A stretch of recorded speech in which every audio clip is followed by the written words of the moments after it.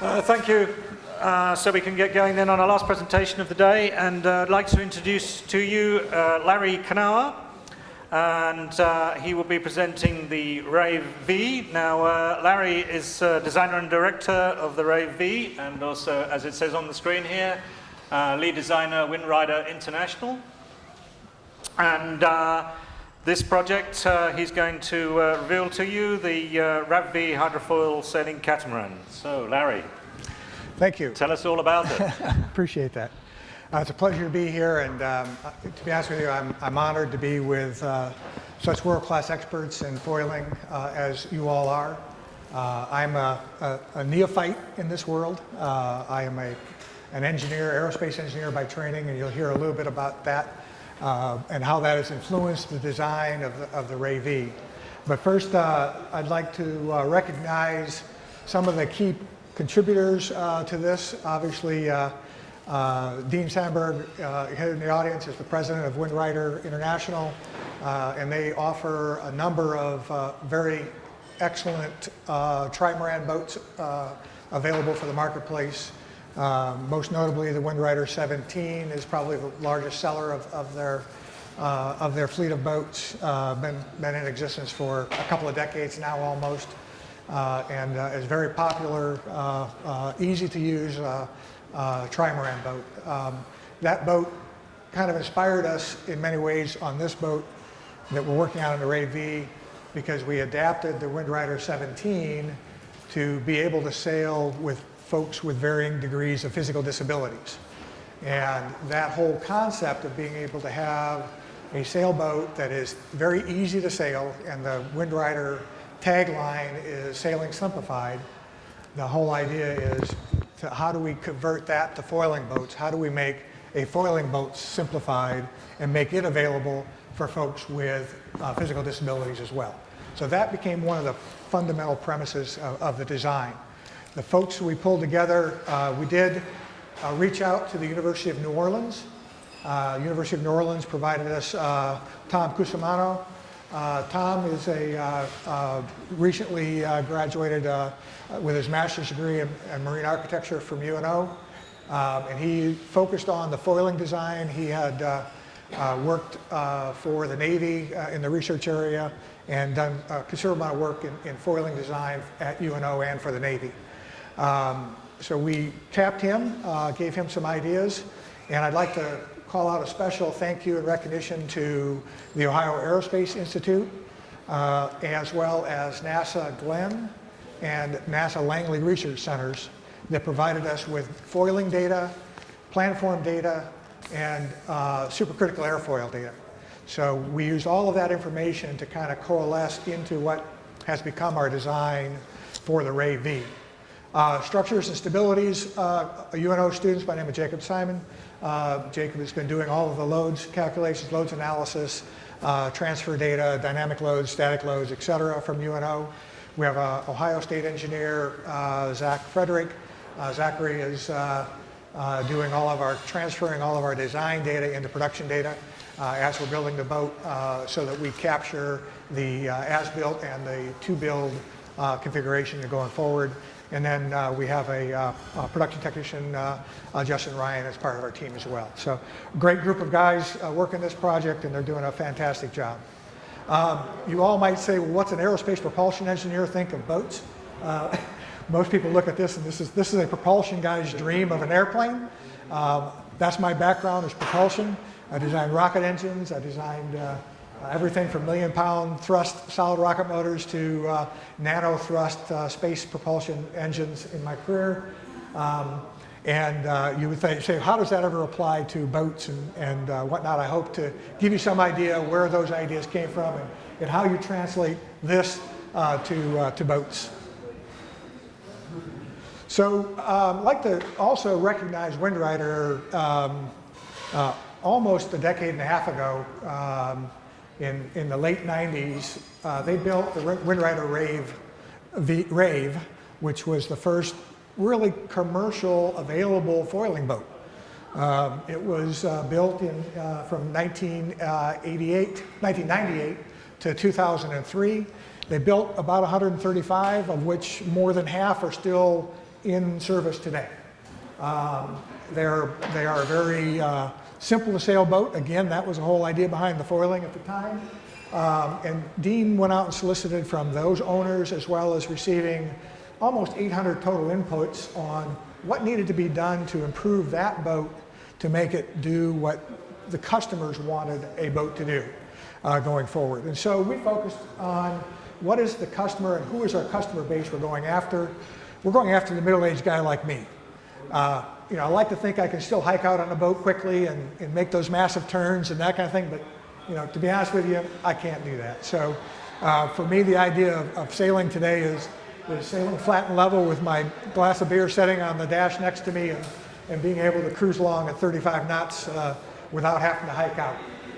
That's kind of the whole premise of what we're trying to do with the Rave V. Speeds recorded at 42 knots with the original Rave.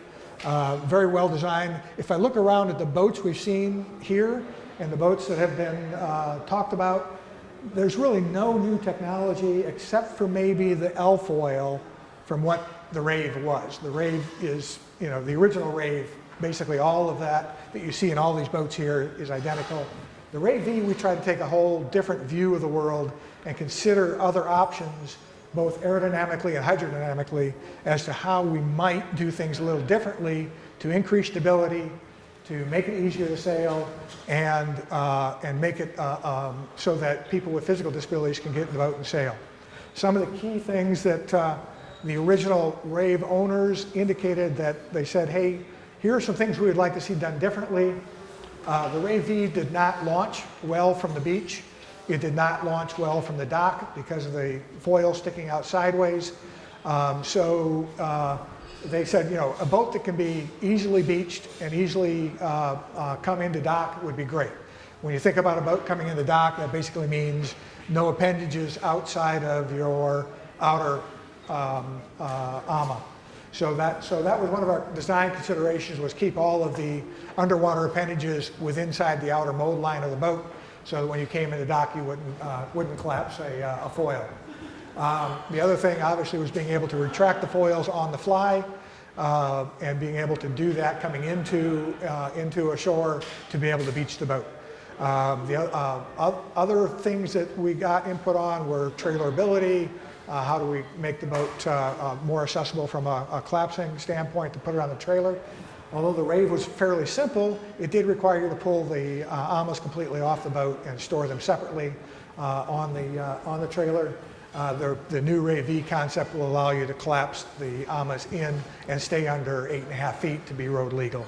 And so we've made some modifications to that. The other item, the original Rave foiled well, but did not foil well below 12 knots. So if you had a larger person like myself on it, getting it up on foil was a bit of a challenge in most areas because of you get at about 12 to 13 knots, you start getting a fair amount of chop. That chop slows the boat down and makes it more difficult to get up on foil. And so the boat performed very well in most conditions, but it was difficult to get up on foil for bigger people like myself.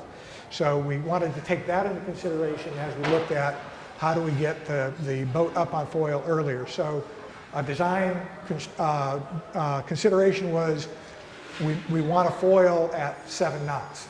So we want to come up out of the water, get the hulls up out of the water at 7 knots.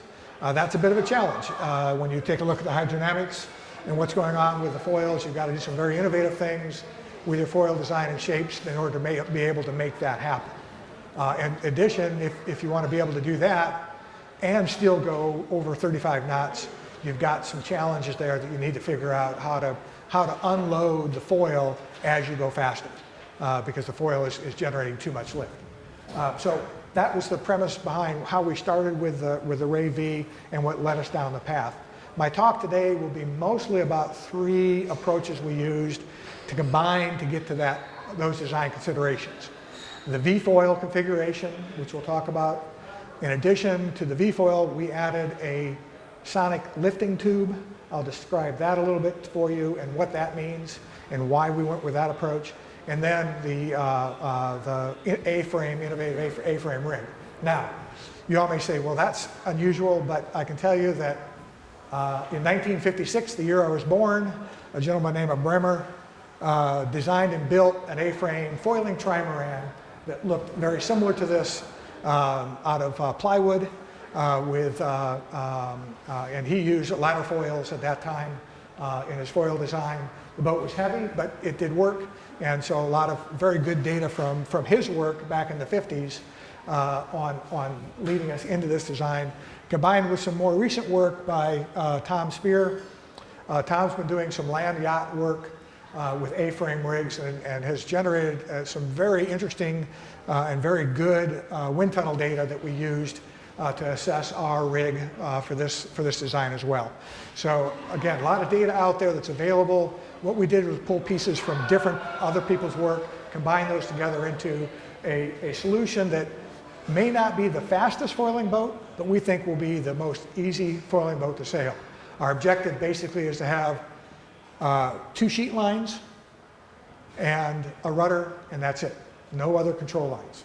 That's our design objective. We want to make it that simple for this boat. The rudder will be both hand controlled and foot controlled. That's one of the innovations of the Rave as well as the Windrider designs, is they use a foot rudder control for the boat, and that's very effective. It frees up your hands for running the sheets. So this is a 1/6 scale model of the boat that is completed. This is currently on display at NASA Glenn and the Ohio Aerospace Institute, and thank them for their contributions to help us come up with this design and what we're doing here. The gentleman on the left side is Clayton Bader. He's the lead design. Charlie Jones on the right was the model maker and helped to build the model for us. So V-foils.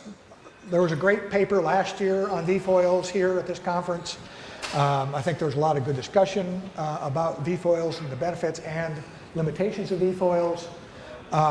One of the disadvantages, as we all know, in V-foils is the cavitation that occurs at the apex, where the points come together on the foils.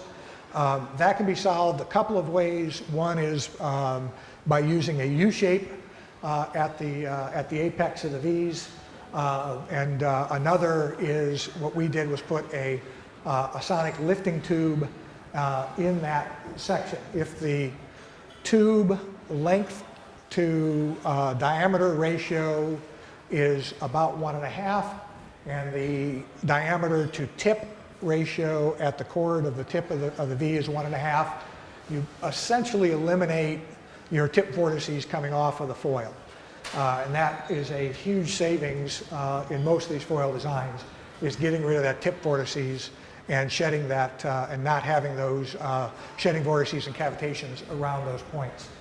I'll talk more about that, but basically we have the foils a little longer because we do want to come up out of the water at 7 knots, so we have a lot of surface area, a very wide foil near the top of the foil, near the ama and the waka. And as the foil goes down, it goes into a taper, and then also goes into a crank. We also twist the foil in the design. Now, one of the things that we focused heavily on was Reynolds numbers. Don't hear a lot of discussion about that at this conference, but Reynolds numbers really drive what you get in lift versus drag on a particular foil shape and configuration, particularly for supercritical foil configurations, supercritical airfoils. For high-speed aircraft, you're talking about transonic to supersonic type speeds is what you're looking at to be equivalent to the Reynolds numbers that you see for a hydrofoiling boat at about 20 knots. This boat, Reynolds numbers at about 20 knot, is somewhere between 20 and 25 million Reynolds number on these particular foils.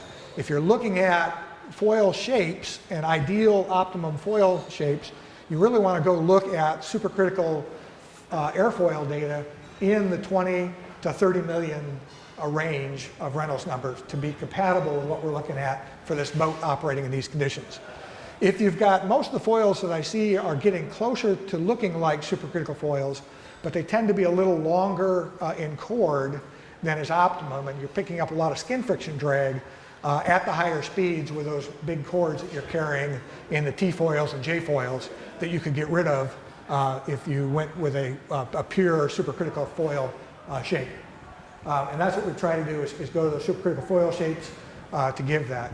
The supersonic lifting tube comes from high-speed missile inlets for missile-type propulsion systems. Again, part of my background. Those are basically lifting bodies, circular lifting bodies. And at the speeds we're talking about, those become very, very efficient and are actually, for the surface area of the foil, if I had a T-foil of the same surface area as the sonic tube, my drag for the sonic tube is 40% of the T-foil in the same configuration. So we get a lot higher lift and drag coefficient out of this design. Our lift and drag coefficient will, with these V-foils and the sonic tubes, will approach 25. Which is a substantial improvement over the 15 of what we typically see with most T-foil type configurations. So that's, again, what drove those design considerations and why we went down that path. We looked at trampolines and nets and whatnot. We do currently carry them in the design, and actually we'll probably be using those more aerodynamically to control the boat as we're up in boat speed, because one of the issues with the original Rave was that at high speed it was easy to get air under the net and for the boat to go airborne just due to the trapped air under the net. So what we did is we split the net into two parts, and we have it set behind each of the ACAs, and those act as actual wings and for aerodynamic reasons in the configuration. So let's go on a little bit. The foils are designed to retract internally, which makes it nice for docking and also nice for trailering because they will rotate up on the hinge off the AMA and allow the AMAs to collapse inward to about an 8-foot diameter. That gives us the an easy ability from the cockpit to be able to lift the foils and not have to hike out onto the AMA to lift the foils in that configuration. The foils, as I said before, have a fairly large chord at the top. Actually, our chord width, and it's a supercritical airfoil. It's a NASA SC 012 airfoil. And it is 12 inches chord at the top. This allows us basically to lift off at low speeds at about 70 knots. At that speed, we have about 70% of the lift actually being done on the V-foil itself, so on the foils, and about 30% is coming from the sonic tube at the lower speeds. As we accelerate, the foil lifts out of the water and we dump surface area, therefore dumping lift as speed goes up, so we maintain a constant lift as the boat lifts up out of the water and the speed accelerates with that tapered airfoil shape. By the time we get to our max cruising speed of about 35 knots, we're only about 20% lifting on the foil, and about 80% is coming from the sonic tube itself at the bottom of the foil. So we basically transition from the V-foil to the sonic tube as we accelerate in speed. The basic foil shapes I've given you here, these are the foils that are currently being manufactured for us.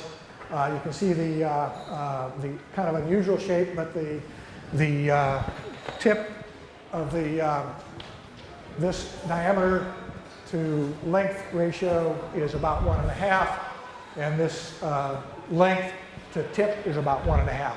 Again, when you look at high-speed aerodynamics and the effects of winglets, and how you limit tip vortices, tip drag. Those are kind of standard rules of thumb, somewhere between 1.5 and 2. If you get above 2, you pick up more skin friction drag. You get below 1.5, you don't have enough to stop the low pressure circulation. So that's the rationale behind that. So the interesting thing about the sonic lifting tube, there's a lot of information out there, but we basically, compared to a T-section, we've demonstrated the ability to get less than 25%, a lot lower drag. 25% is what we've used in our design. The numbers actually look much better than that from what we're seeing from the analysis that Tom has done. And so, again, thanks to Tom and the NASA folks for their data that's helped us conclude what those dimensions and sizes should be for these foils. You can see it's a rather long foil in size, and that, again, is so in most conditions where we want to foil, we want to be able to foil in 15 knots, and we really want to be up out of the chop. We don't want to be getting a lot of variation in the chop. So at speed, the bottom section of the foil is actually twisted out, so we get very little lift off the foil, and it decreases our surge in chop because we're flying only on the tube itself, which is sufficiently below the surface not to be affected by the wave height. So that's, again, the reason for the length of the tube, and then the twist in the foil is to dump that lift at speed.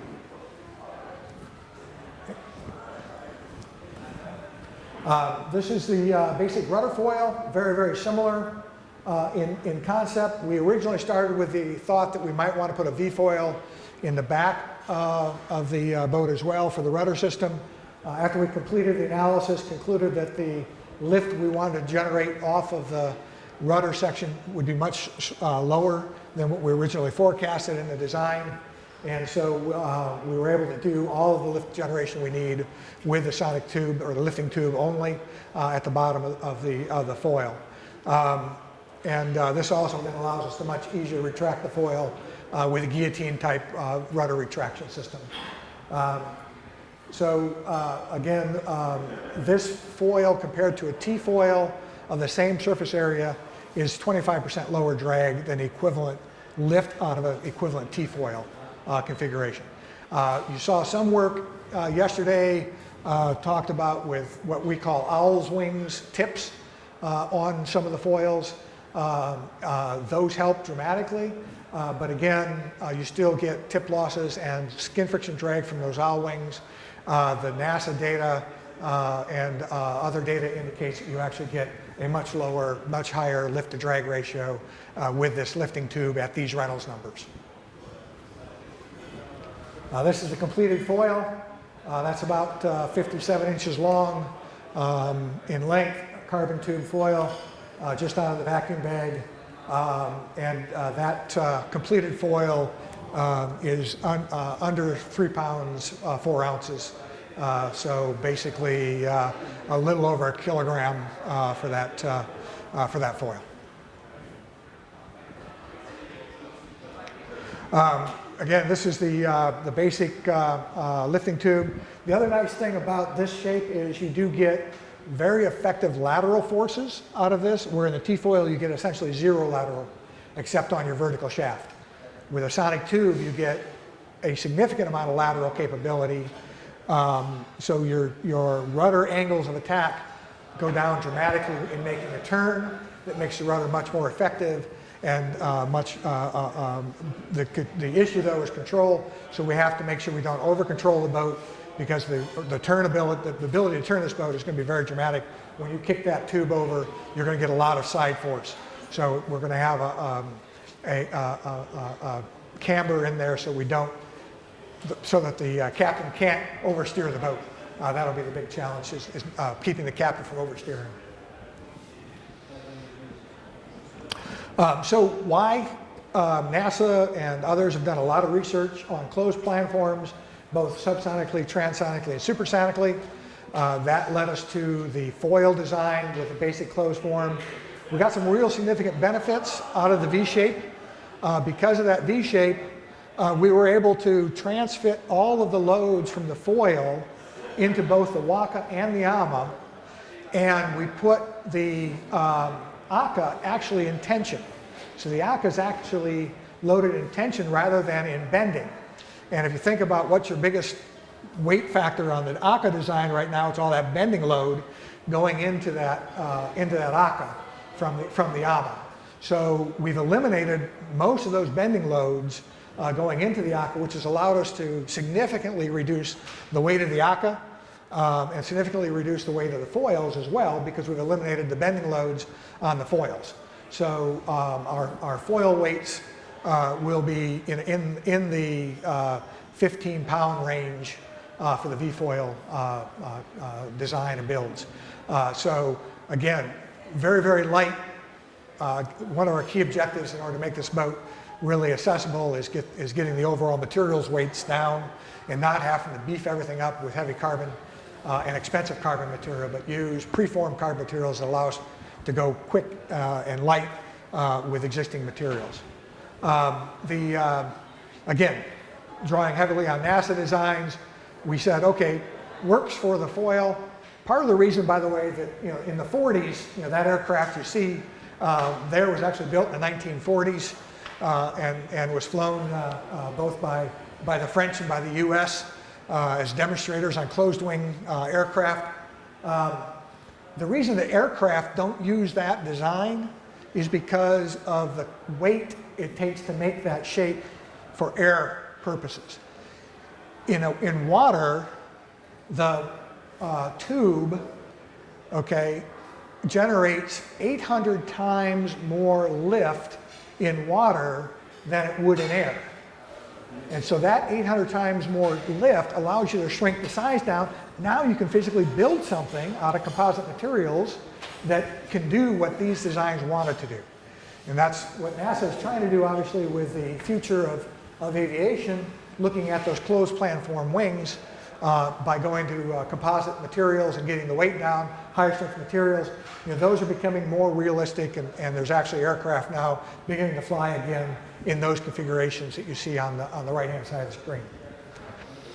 That also led us to looking at how do we lighten the overall frame, the mast rig and the sail rig, as well as take advantage of pitching moments and heaving moments with the sail rig that allow us to get a higher forward moment, forward propulsive push on the sail without as much heeling moment on the sail.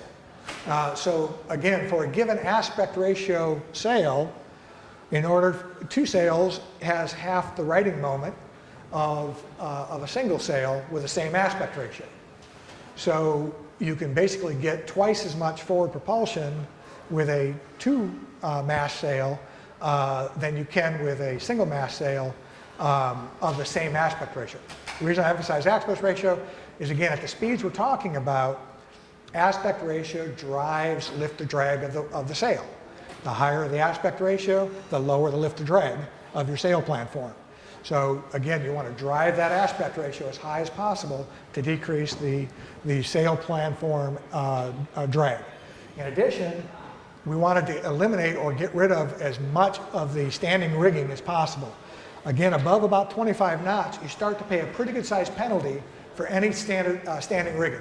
So all the wires you see on a boat, all the line you see on a boat, anything flapping in the breeze at 25 knots or more starts to add significantly to your drag coefficient of the overall design. So we wanted to get rid of those on the boat and wanted to have only two pieces of standing rigging, a forward and an aft stay. And by going to the A-frame, we were actually able to use the A-frame as a structurally stable, stiff structure and get rid of the side standing rigging and the side forces on that. Again, because of the shape, we're able to put the ACAs in tension and the sails are basically in compression, which again allows us to get a much better loading configuration on the boat. Again, why would you consider A-frames? Again, a lot of people have looked at it.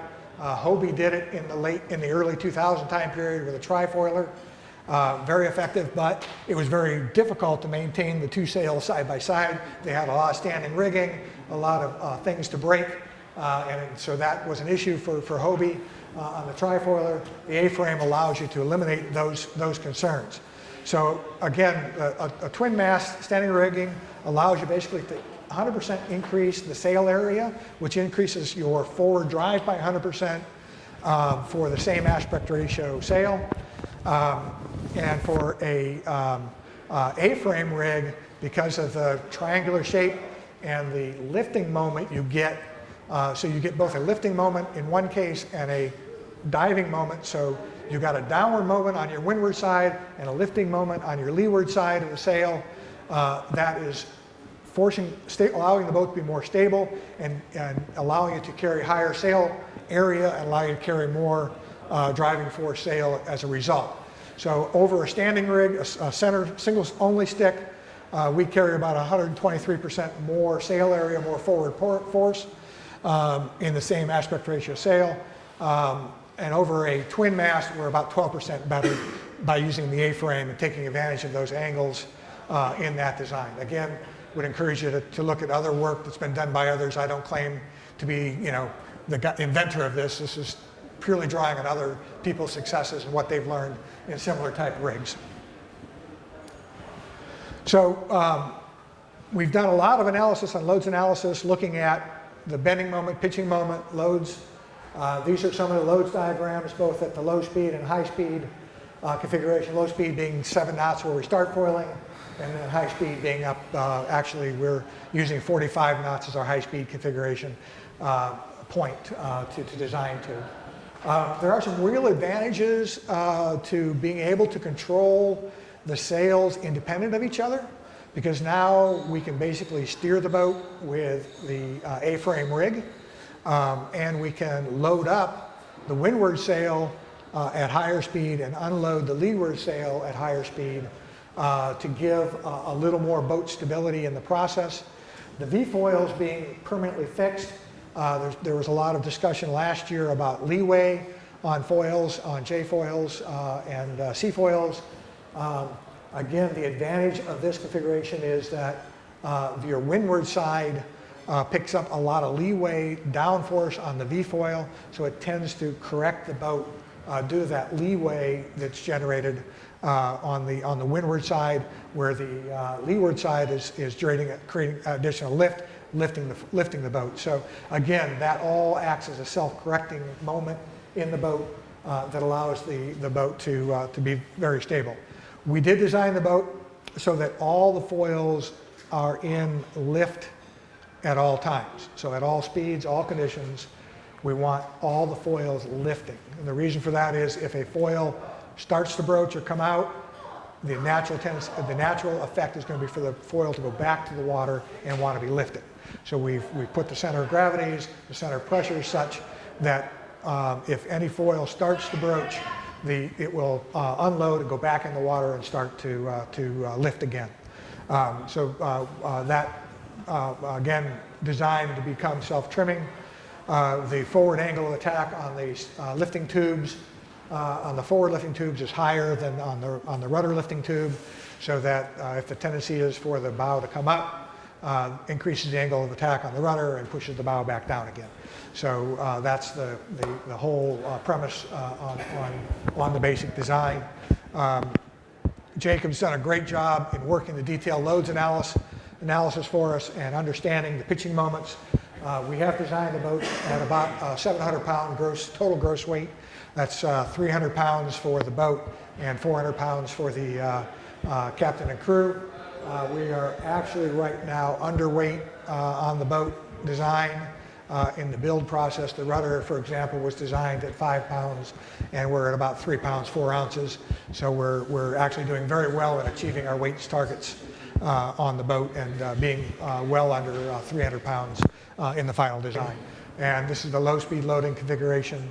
Again, we've taken a lot of lessons from other. You've got to increase your speed because of the chord of the foil and lifting area. You can only generate so much lift for a given chord. We have looked at using ballast tanks, particularly for light captains sailing solo, because we want to maintain a down force on the rudder. So we want the rudder to be lifting. So we are looking at being able to add about 100 pounds to the back of the boat. If we've got a 100-pound captain, we want to be able to load up the back of the boat so that the boat's more stable for that 100-pound individual. Again, foot pedal control, leaving your hands. We're only going to have 2 sheets. The sheets will move together and or independently, depending upon if you want to tack, you'll move them together. And once you're on tack, if you want to adjust for speed, you'll be able to adjust or fine-tune the 2 sails for speed applications. So that's kind of where we are. We think we've achieved some very successful weight reductions because of the A-frame and the V-foil configurations. These allow us to get considerable weight out of the ACA, considerable weight out of the AMA, considerable weight out of the mast, and considerable weight out of the V-foils. And so when you add all of that up, this configuration allows us to be very successful with a very light boat manufactured in a very interesting way that we've copied some things done by the aerospace UAV industry. Anyhow, any questions at this point? I'll turn it over to the floor. Thank you very much for your attention.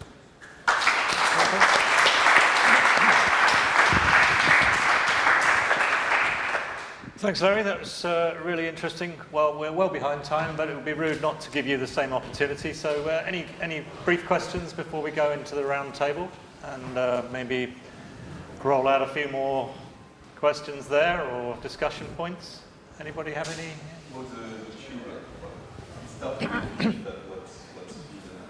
I'm sorry? The tube? Yes.